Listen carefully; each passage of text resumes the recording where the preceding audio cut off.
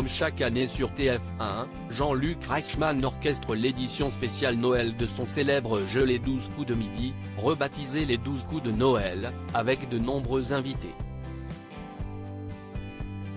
L'occasion pour Télé Loisirs de s'entretenir avec l'animateur.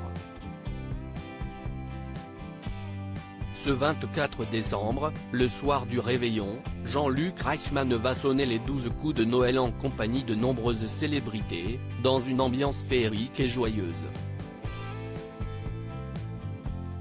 Michel Bernier, Florent Père et Hélène Darroze vont se prêter au jeu aux côtés des plus grands champions des 12 coups de midi, Bruno, Xavier, Timothée et Blandine, ainsi que du champion du moment Stéphane.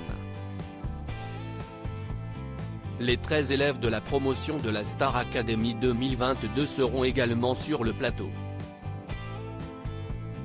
Enola, Carla, Stanislas, Paola, Chris, Léa, Tiana, Louis, Hassen, Julien, Senso, Amis et bien sûr Anisha qui a remporté la compétition joueront au profit d'une association, les Restos du Cœur. L'animateur s'est confié à Télé Loisirs sur cette émission spéciale, sa relation avec Stéphane mais aussi sur ses projets plus personnels.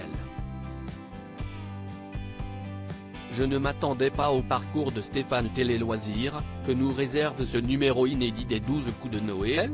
Jean-Luc Reichmann, CIST une émission familiale, il y en aura donc pour les petits et les grands.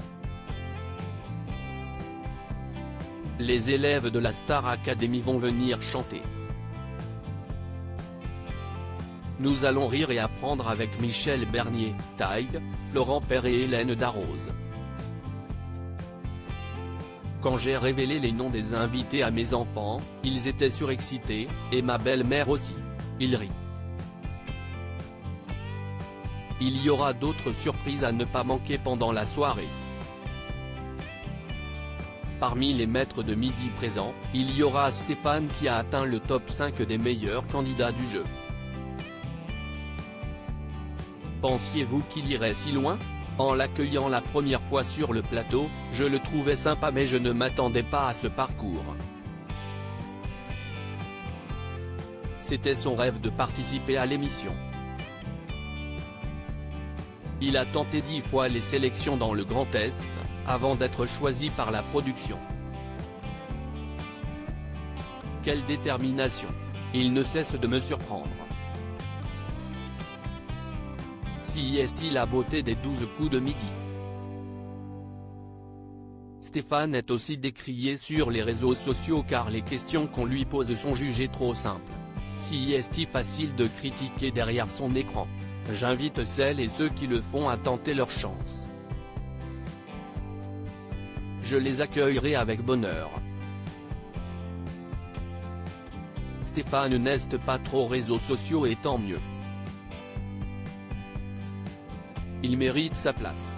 En dehors des tournages, il travaille de nuit à la fonderie et ne prend pas de congé pour faire à l'émission. CIST assez rare pour le signaler. Je vais passer mes premières fêtes sans ma mère. Comment se passe le tournage de la saison 10 de Léo Mattei ? Pour les 10 ans de la série, nous avons invité des amis avec Nathalie Lecoutre, sa femme, note de la rédaction, la réalisatrice, Laurie Pestet, Estelle Lefébure, Mimi Mati, Stomy Bugsy, Philippe Bas.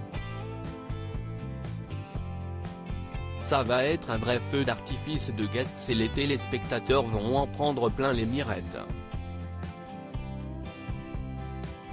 Recevez-vous d'autres propositions de rôle ? Oui, j'en ai pas mal mais j'hésite entre le théâtre et la télévision car je veux aussi prendre du temps pour ma famille. Nous avons une relation de confiance avec TF1 et je tiens à rester animateur dans le groupe. En revanche, en tant que comédien, je n'ai pas de contrat d'exclusivité. Je reste ouvert. D'ailleurs, j'aimerais beaucoup jouer un méchant un jour. Comment envisagez-vous 2023 ? Noël va être douloureux pour moi car j'ai perdu ma maman, Josette, note de la rédaction, cet été. Je vais passer mes premières fêtes sans elle. J'ai besoin de digérer ce choc familial, alors je vais prendre les choses comme elles viennent, sans faire de plan sur la comète.